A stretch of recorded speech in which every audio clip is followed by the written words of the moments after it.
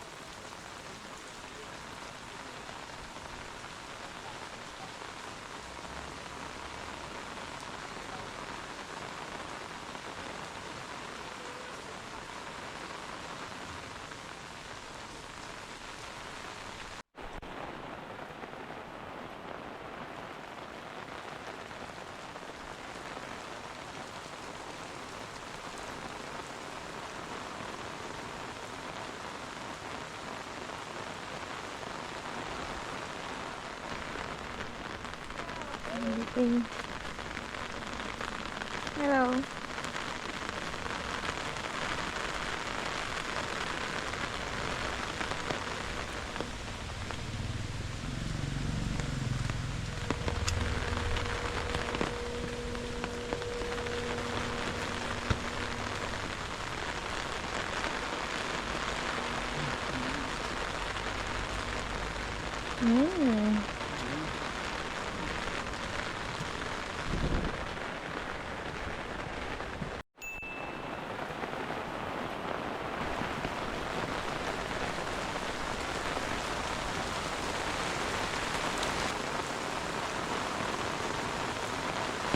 French Dạ, reading. rồi đây là French Villa. French. French Villa là đại diện các cái lịch sử của triều đại của cái đồ thực dân hồi còn thực dân Pháp ấy, là Huế là có thể nói là được thừa hưởng nhiều cái di sản văn hóa của Pháp để lại. Ví dụ mình không nói về cái khía cạnh lịch sử mà chiến tranh gì đó, mình chỉ nói về những cái thứ mà họ đã để lại cho mình thôi. Và phía bên Essen Huế là cũng là gọi là chắc lọc lại những cái tính túy tinh hoa mà họ để lại cho mình. Và hôm nay thì là có cái nhà Pháp như thế này, cái nhà Pháp này tên là Gustave Eiffel, là cái ông Eiffel là cái người đã phục dựng lại cái cầu Trần Tiền. Là cái khi mà cái cầu Trần Tiền nó bị gãy là ông Eiffel ông về ông xây dựng lại, và sau đó là tụi em để ghi nhớ về cái điều đó thì đặt cái tên nhà này là tên Eiffel. Và ở đây là cũng sẽ có nhiều cái bức tranh ảnh những cái thứ đáng mát ước mơ của ông cái thực ra cái này là chỉ là Bản copy lại thôi chứ không phải là ảnh gốc.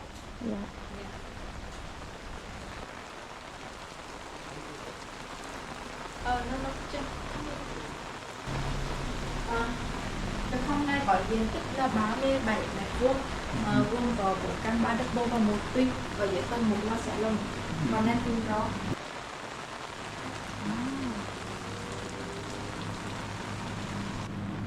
Wow.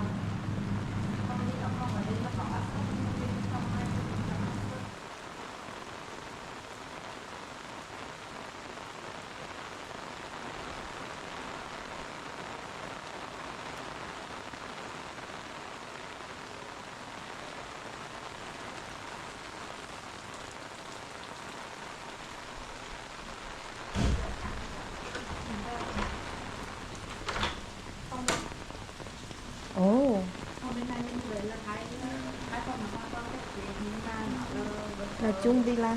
dạ. Anh nếu mà giống như ở đây bố mẹ không muốn chụp ra con cái học dễ dàng mà Dạ. con cái là bố mẹ vẫn riêng tư nhưng mà vẫn là về có thể kiểm soát được cái bên nhỏ. Dạ.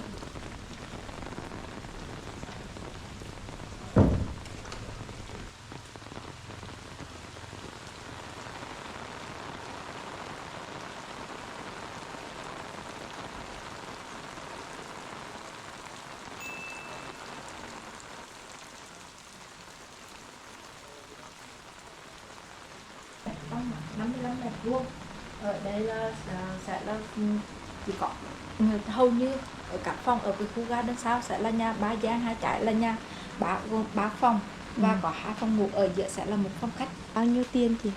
55 mét vuông. Hiện tại thì nếu mà giá mà đáng thì em nói là thì một 80 mét vuông một cái thì mình lấy bởi vì 7 tuổi thì em ra.